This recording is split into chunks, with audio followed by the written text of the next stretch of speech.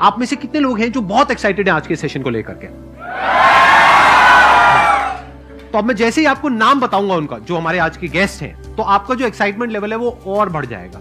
ये बताने से पहले कि गेस्ट कौन है, मैं आपको थोड़ा सा बताता हूं यूट्यूब के बारे में। यूट्यूब में क्या है कि पूरे वर्ल्ड की अगर बात करी जाए तो करोड़ों चैनल्स हैं जो अलग अलग जॉनर्स में है, अलग अलग कैटेगरीज में है। उसमें से दो बड़ी कैटेगरीज हैं, मोटिवेशन और एजुकेशन। पूरे वर्ल्ड में जो वर्ल्ड का नंबर 1 मोटिवेशन चैनल है वो मेरा है, और जो वर्ल्ड का नंबर 1 एजुकेशन चैनल है किसी इंडिपेंडेंट क्रिएटर का, वो उनका है, जो कि हमारे गेस्ट हैं। उनके 17 मिलियन से ज्यादा सब्सक्राइबर्स हैं। Please give an energetic and warm welcome to the one and only Khan sir.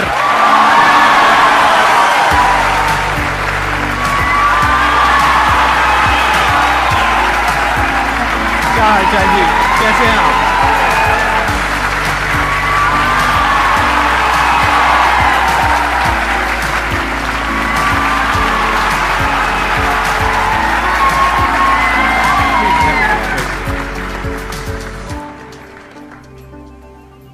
इससे पहले कि ऑडियंस आपसे कुछ पूछे या इंटरेक्ट करे, मेरे माइंड में एक क्वेश्चन है आपके लिए जी।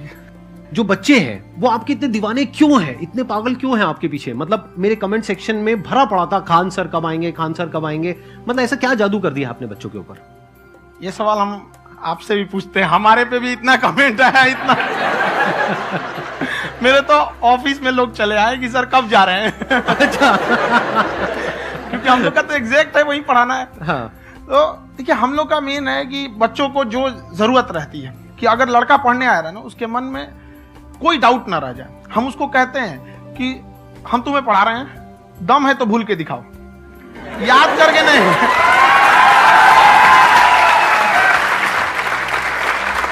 प्लस आप जिस प्राइस पॉइंट पे पढ़ा रहे हैं, आई थिंक वो सबसे कम है, वो बहुत ही कम है। सर, ये जो फीस का कल्चर है, ये हमारा इंडियन कल्चर नहीं है। हमारा इंडियन कल्चर गुरु दक्षिणा है, उस हिसाब से वो सही है। ऑक्सीजन जैसे जिंदगी के लिए जरूरी है, वैसे एजुकेशन जरूरी है। कोई ये नहीं कह सकता है कि पैसे की वजह से वो खान सर के यहां से लौट गया। क्या बात है।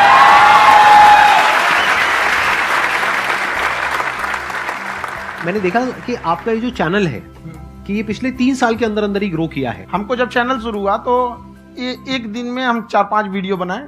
एक हमको कुछ आता, आज भी नहीं आता इतना, तो हम देख के कैमरा उमरा तो हम कंफ्यूज हो गए, बाप रे। तो हम एक ही दिन में वीडियो शूट किया, पढ़ाने वाला टॉपिक था हमको। उसके बाद कभी वीडियो नहीं, 6-7 वीडियो एक ही बार शूट कर लिए। और एक जो थे जिनका कैमरा वगैरह था, मेरे पास कैमरे भी नहीं थे उस टाइम, और कैमरा 35,000 का था, तो 6 महीना इसी में लग गया, जो 35,000 इसी में फंस जाएगा। तो उनके कैमरे से शूट किए, उन्होंने कोई चार्ज लिया, उसके बाद हम छोड़ ही दिए। लॉकडाउन लगा, तब हम कहें आप कैसे पढ़ाएंगे, वो तो 1 दिन 2 दिन करते करते अचानक लंबा हो गया। तब हमको याद आया कि ओहो, मेरा एक चैनल भी है वहां पे। तो उस समय उस पर लगभग 30,000 सब्सक्राइबर हो चुके थे। तो जैसे लॉकडाउन लगा तो उस पर पढ़ाना चालू किया, और पता नहीं क्या लोगों को पढ़ाई में इतना इंटरेस्ट आ गया कि आपका स्टाइल ऐसा है थोड़ा सा। आप आई थिंक पढ़ाई के साथ साथ में जो बीच बीच में आप थोड़ा बहुत छोड़ते रहते हैं ना, मतलब जो एंटरटेनमेंट चलता रहता है। ये बात हम देखिए, जब हम गुलाम थे ना, तो अंग्रेजों ने एक चाल चला था कि भारत को हम फिजिकली गुलाम रखेंगे 100-200 साल, मेंटली 1000 साल कर देंगे। उन्होंने पढ़ाई का मॉडल चेंज कर दिया। उन्होंने ऐसा डिजाइन किया कि टीचर की रिस्पॉन्सिबिलिटी है वो पढ़ा के चला जाए। टीचर की रिस्पॉन्सिबिलिटी यहां खत्म नहीं हो जाती है। पढ़ाना तो कोई भी पढ़ा सकता है, टीचर की इससे बड़ी रिस्पॉन्सिबिलिटी होती है उसे समझाना। वो समझा कि नहीं समझा। अगर लड़का आपके समझाने के बाद डाउट रह गया तो ये आपकी गलती है। लड़का हमसे पूछता है, सर इतनी भीड़ है आपके पास, तो कहते सर डाउट कैसे पूछेंगे? हम कह रहे यार, तुम्हारा डाउट बचेगा तब ना पूछेगा तुम डाउट यहाँ पे।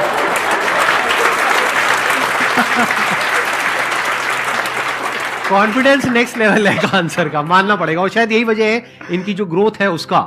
किसी ने शायद सपने में भी नहीं सोचा होगा कि पिछले 2 साल के अंदर अंदर जो आपके चैनल की ग्रोथ हुई है, जैसे आप खुद ही बता रहे हैं कि लॉकडाउन के टाइम पे आपके 30,000 के करीब सब्सक्राइबर्स थे, आज की डेट में 17 मिलियन है। और मेरा एक क्वेश्चन और है, इससे पहले कि ऑडियंस में से आपसे कोई क्वेश्चन पूछे, कि कई बार आप ऐसे भी टॉपिक्स टच करते हैं जो थोड़े से कंट्रोवर्शियल हैं या थोड़े से सेंसिटिव हैं, जिसके ऊपर बात करने की हिम्मत आई थिंक बहुत ही कम लोगों में है। तो आपको कभी ये नहीं लगता है कि कहीं ज्यादा तो नहीं हो रहा है, इसको थोड़ा रोक देते हैं, थोड़ा कम कर देते हैं? क्योंकि कोई लाइन ही नहीं है वैसे तो बोलने को, तो आप कुछ भी बोल दो, कितना भी बोल दो। हुई है कंट्रोवर्सी बहुत बार। एक्चुअली बचपन से हमको फौज में जाना था, और फौज वालों के लिए ये सब मायने नहीं रखता। उसको करना है मतलब करना है, तुम सामने कुछ भी रहो, डजंट मैटर।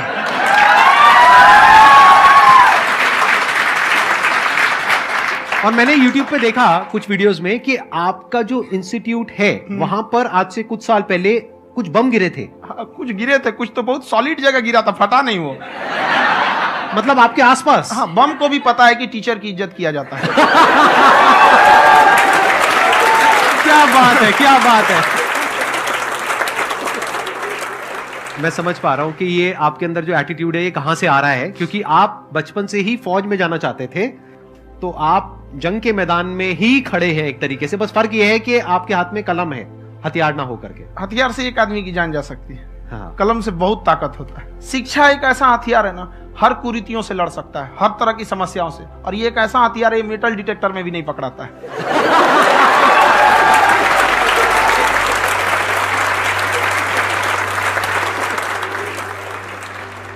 मेरा क्वेश्चन ये है कि अभी प्राइवेट ऑर्गेनाइजेशंस में पीटने का, पनिशमेंट का ये सिस्टम जो है खत्म हो गया है।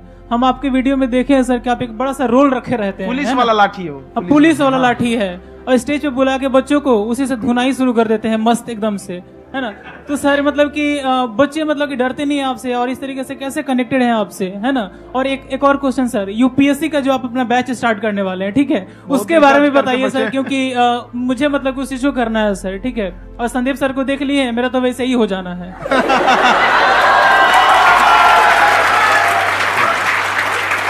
क्या हो जाना है? मेरा पूरा कंप्लीट करो। I'll be an IAS officer next year because I have seen you, sir.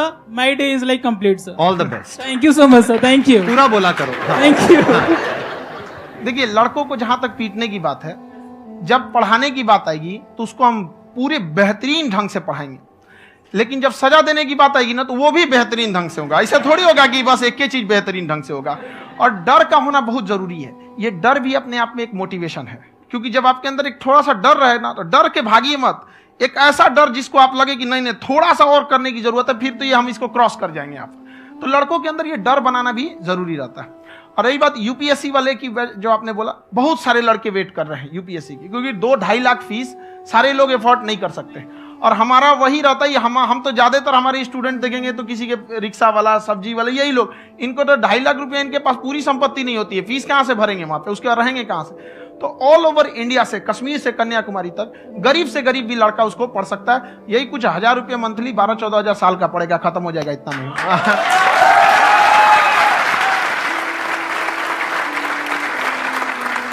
ये जो डंडे वाली बात इन्होंने कही, ये सच है? मतलब आप सच में एक डंडा रखते हो? पुलिस का ही है वो। और मारते हो?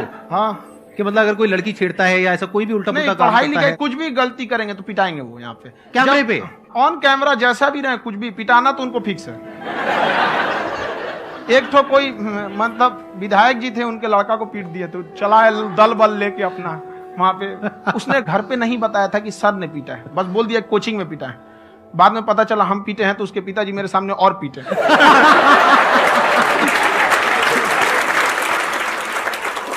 सर, आपका सबसे बड़ा डर क्या है, आप दोनों का?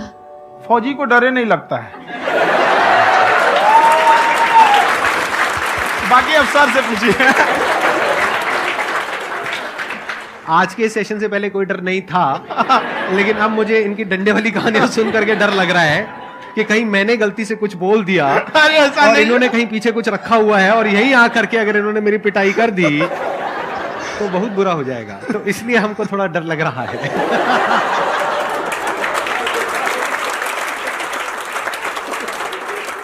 आपकी डेली कितने घंटे क्लासेस होती है? 6-7 घंटे। अभी भी खुद ही करते हो आप? हाँ, हमारे स्टाफ परेशान रहते हैं। हम 1:30-2 बजे सोते हैं, सुबह 6 बजे उठ जाते हैं, परेशान रहते हैं। यार इतना क्यों करते हो, है ना? कभी तो उनको भी साथ साथ लगना पड़ता है ना? उनको साथ साथ लगना पड़ता है। हम जग गए तो कोई सोया थोड़ी रहेगा, परेशान रहते, दिन में सोते ही नहीं है बेचारा, कहीं कहीं जाके सोते रहता है। तो हम सीट बांध दिए कि भाई तुम इस समय सो जाना, तुम इधर सो जाना। आपकी शादी हो गई या नहीं हुई अभी? मेरी खुशहाली देख के आप आइडिया लगा सकते हैं।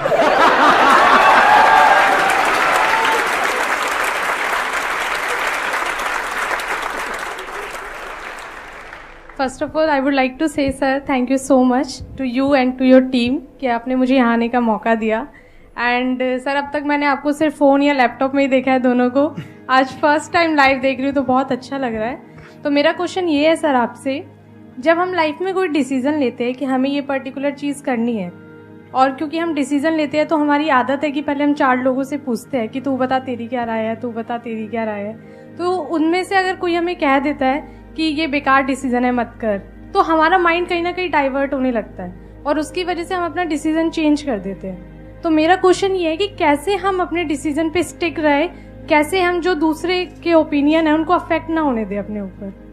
दूसरे से सलाह लेने से पहले एक बार खुद उस पर रिसर्च कर लेना चाहिए, ताकि आप सामने वाला क्या सलाह दे रहा है आपको समझ में आना चाहिए। यहाँ पर ऐसा नहीं है कि कई बार ऐसे होते हैं कि दूसरे वाले को एक्सपीरियंस होता है, तो अगर आपको पहले से आइडिया है, उसके बारे में आप बेहतरीन ढंग से रिसर्च किए हैं कि क्या इसमें प्लस पॉइंट है क्या निगेटिव है, उसके बाद आप किसी से सलाह लेने जाइए। ये नहीं कि मन में आया सीधा बता गड़बड़ा जाएगा। तो वहाँ पे पहले आपको R&D करना पड़ता है, समझ में आया कि नहीं। और जिंदगी हो या गाड़ी, जीतेगा वही जो टाइम पे गियर चेंज कर रहा है। तो डिसीजन चेंज करना बहुत ज्यादा गलत नहीं है।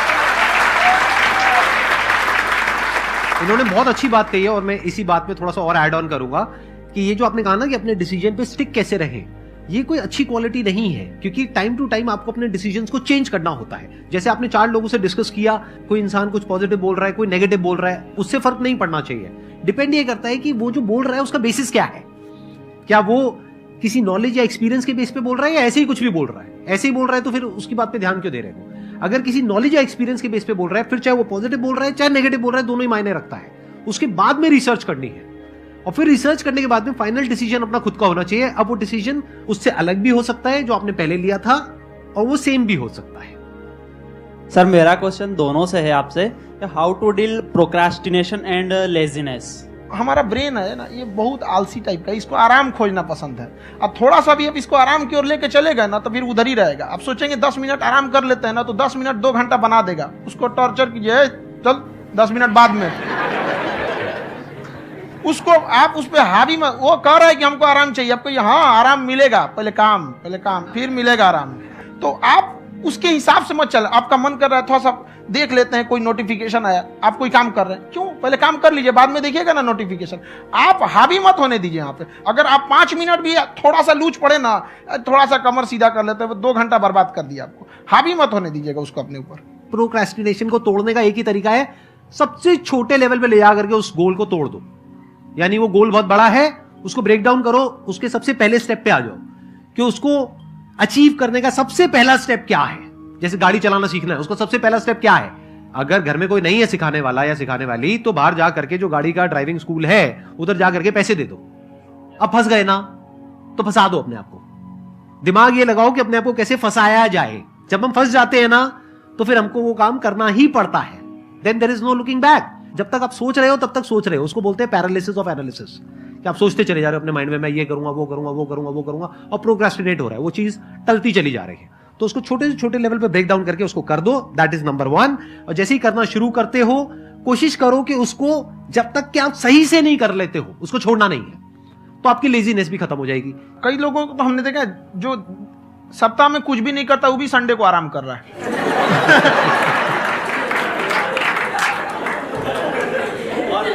वैसे कहा भी जाता है कि अगर कोई काम आपको करवाना है ना, तो ऐसे किसी इंसान को दो जो बिजी है। हाँ। ऐसे आदमी को मत दो जो खाली है। ये परफेक्ट एग्जाम। किसी को भी आप देखिएगा जिसको आप कहते हैं कि मतलब थोड़ा ठीक ठाक आप समझते हैं कि नहीं ये बहुत आगे निकल, वो एक काम को खत्म करने के बाद कभी आराम नहीं करेगा। एक काम खत्म हुआ उसको लगेगा हाँ एक खत्म हो गया, अब दूसरा करना चाहिए। और वही जिसको देखिएगा एक खत्म हो गया और आराम करना चाहिए, कभी नहीं, लाइफ में आखिरी सांस तक।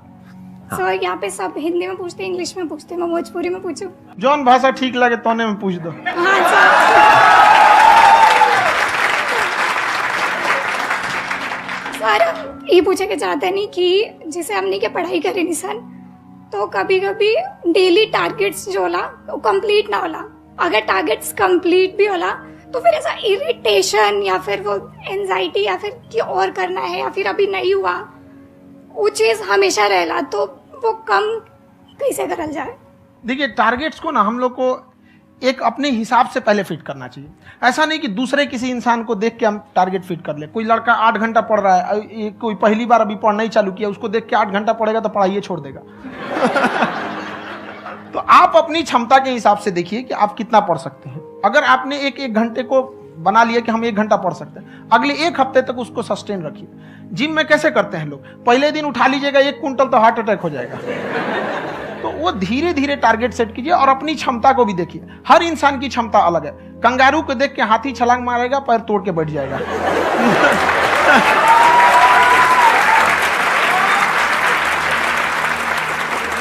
अब संदीप सर का मोटिवेशन देख के इसका मतलब क्या कि ट्रेन के आगे खड़ा हो जाएंगे, ढकेल देंगे तुमको। हालांकि ऐसा कर देते हैं, लेकिन ऐसा करिएगा लोग नहीं, क्षमता पता होना चाहिए। आपके अंदर एंजाइटी हो रही है कि मैंने कर तो लिया है, आप ये नहीं कह रहे कि मैंने कुछ भी नहीं किया है फिर मेरे को एंजाइटी हो रही है, आप ये कह रहे हो मैंने काफी कुछ कर लिया है फिर भी एंजाइटी हो रही है कि कहीं कुछ छूट तो नहीं गया है। तो बेसिकली आपको ये देखना है कि अगर आपके अंदर ये एंजाइटी हो रही है, that means you are a very good student, आप एक अच्छे स्टूडेंट हो। क्यों? क्योंकि बहुत सारे स्टूडेंट्स तो ऐसे हैं उनको पढ़ने के नाम से एंजाइटी होती है। तो आपको एंजाइटी हो रही है कि मैंने पढ़ लिया, दिन में मानो 8 घंटे का आपने टारगेट सेट किया और 6 घंटे पढ़ लिया, या मान लो 8 घंटे भी पढ़ लिया, फिर भी एंजाइटी हो रही है कि मैंने 10 घंटे नहीं पढ़ा। तो ये तो अच्छी क्वालिटी है ना, ये तो एक ब्रिलियंट स्टूडेंट की क्वालिटी है, क्योंकि एंजाइटी उसी को होती है जो केयर करता है, जिसको परवाह है, उसी की तो एंजाइटी होती है। जैसे माँ को अपने बच्चे की, जैसे एक माँ को अपने बच्चे के, जैसे एक माँ को अपने बच्चे को लेकर के एंजाइटी होती है। हंस लो मजाक उड़ा लो कोई बात नहीं, एडिट कर देंगे इसको हम। हाँ।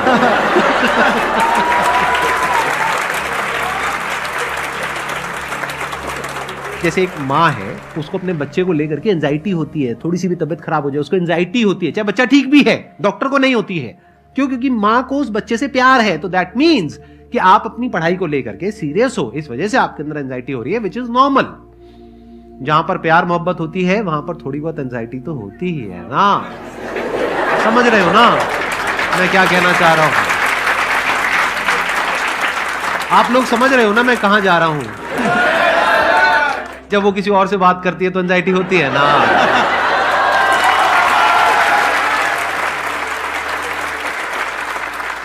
सर, आपकी स्टोरी हमने सुनी थी, तो एक टाइम आया था जब आप गंगा किनारे जाके बैठ गए थे, उस समय आपको कुछ समझ नहीं आ रहा था। तो उस समय मतलब आपने ये डिसीजन कैसे लिया कि अब आगे नहीं, यहाँ से वापस जाना है? रास्ता ही नहीं था। घर जाने के लिए एटलीस्ट 90 रुपए चाहिए थे, जेब में 40 रुपए थे, कैसे घर जाते हैं? और हम गंगा के किनारे चुपचाप बैठे बैठे हम कहें कि अब बहुत टेंशन हो गया, अब घर जाना चाहिए। रूम पे, तो किराए के रूम पे ही आदमी सारे लोग रहते। गए वहां पे तो रूम लॉक हो गया था, तुम खटखटाए तो ऊपर से गुस्सा से बोले जो ऑनर थे, क्या टाइम हो गया है? तुम कहीं 9-10 बज रहा होगा। घड़ी देखिए तो 2 बज रहा था रात का, 2-2:30 बज गया था वहाँ। टेंशन में आप तो होता है, कई बार ऐसा समय आएगा कि लगेगा जैसे अब कुछ नहीं हो सकता है, तो इससे घबराना नहीं है। कभी कभी गुच्छे की आखिरी चाबी भी ताला खोल देती है। जो बातें आपने बताई कि घर में प्रॉब्लम्स ये वो, ये तो बहुत लोगों ने फेस करी वहां पर, आप अकेले नहीं है, बहुत लोगों ने ये प्रॉब्लम्स फेस करी, बहुत तरह की प्रॉब्लम्स देखी, बहुत तरह की स्ट्रगल्स देखी, लेकिन वो सब इतने कामयाब नहीं हो पाए जितने कि आप हुए। तो आपके अंदर ऐसा कुछ ना कुछ है जो औरों के अंदर नहीं है, तो वो मैं जानना चाह रहा हूं कि वो ऐसा क्या था जहां से कि आपका दिमाग यहां तक सोच पा रहा है कि मैं पूरे इंडिया में इतने बड़े लेवल का चेंज लेकर के आ सकता हूं, एजुकेशन फील्ड में रेवोल्यूशन लेकर के आ सकता हूं। ये सोचना ही बहुत लोगों के बस का नहीं है। मेरी एक खुद की थिंकिंग, अगर हमको कोई 100 रुपए किसी काम के लिए दिया, हम सबसे यही कहते हैं, तो हम कोशिश करते हैं उसे 200 का रिटर्न दे। अगर कोई हमसे 200 रुपया फीस दे रहा है, 250 दे रहा है, तो हम उसको ये कोशिश करते हैं कि तुम्हें ऐसा लगे कि नहीं भैया हमने 10-20 हजार का पढ़ लिया यहाँ पर। वो ईमानदारी से कभी कमी नहीं। और हमेशा अगर हम प्रॉमिस एक्स का करते हैं तो डिलीवर 4x करना चाहते हैं। ध्यान से सुनना और ध्यान से समझना इस फर्क को, अगर आप समझ पाए तो बहुत आगे जाओगे लाइफ में। एक वो होते हैं जो ये सोचते हैं कि हमें सब कुछ मिल जाए, हमें कुछ भी करना ना पड़े। दूसरी कैटेगरी होती है लोगों की जिनको जितना मिलता है उसमें भी चोरी चकारी करते हैं या कोशिश करते हैं कि उससे कम दे सामने वाले को जितना कि हमें मिल रहा है। तीसरी कैटेगरी होती है लोगों की, जो इनके जैसे लोग होते हैं, वो क्या करते हैं, वो ये सोचते हैं कि अगर मैंने किसी से 1 रुपए भी लिया, देखा जाए तो 200-250 रुपए कुछ भी नहीं होता है, 200-250 रुपए अगर मैंने लिया तो कैसे उसको 400 रुपए की वैल्यू दूं। ये जो थिंकिंग है ना, यही एक फर्क होता है एक ऐसे इंसान में जो बहुत आगे निकल जाता है और उस इंसान में जो मीडियोकर रह जाता है। आप अपने आप को अपने आप के ऊपर समय दीजिए, उसको डेवलप कीजिए। जब आप अपने आप के ऊपर खर्च करते हैं तो आने वाले समय में लोग गूगल पे आपको सर्च करते हैं। क्या बात है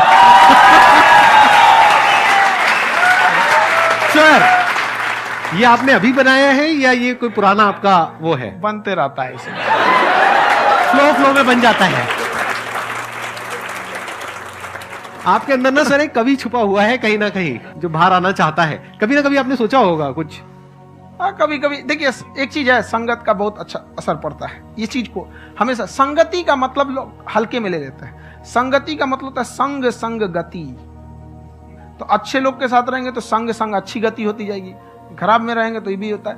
बट अपने आप को थोड़ा सोचना चाहिए कि हम केवल जी के मर जाएं इसके लिए नहीं आए हैं।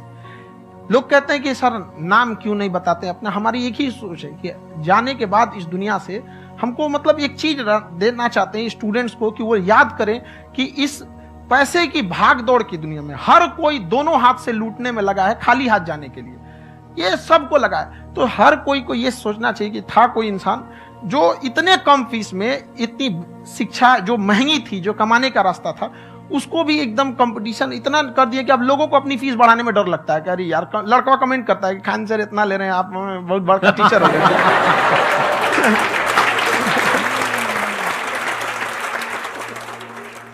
खान सर की एक क्लिप है, ये समय और समझदारी में बहुत फर्क होता है। अगर समय रहते समझदारी आ गई तो इंसान कामयाब हो गया, लेकिन अगर समय चला गया फिर समझदारी आई फिर तो बेकार है। तो सर मतलब कुछ आपको ऐसी चीज लाना चाहिए जो मतलब बच्चों जो तैयार हो रहे हैं उनको ये चीजें मतलब एंड टाइम पे दिखे।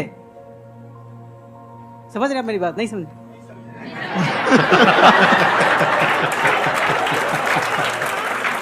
यही होता है सर का मोटिवेशन ज्यादा हो जाता है। जब आप स्ट्रगलिंग फेज में हैं तो कम से कम चीजों को अपने ऊपर खर्च कीजिए, ज्यादा से ज्यादा सीखने में खर्च कीजिए। अगर आपको राजा बनने का शौक है तो गुलाम की तरह मेहनत करना सीखिए, तब राजा बनेंगे।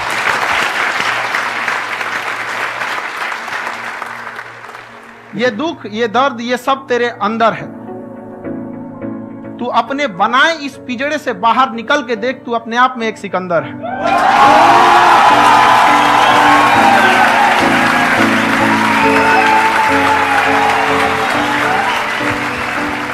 Thank you so much sir for coming. बहुत मजा आया मेरे को आपके साथ में इंटरेक्ट करके। आई एम श्योर आप लोगों को भी बहुत मजा आया होगा।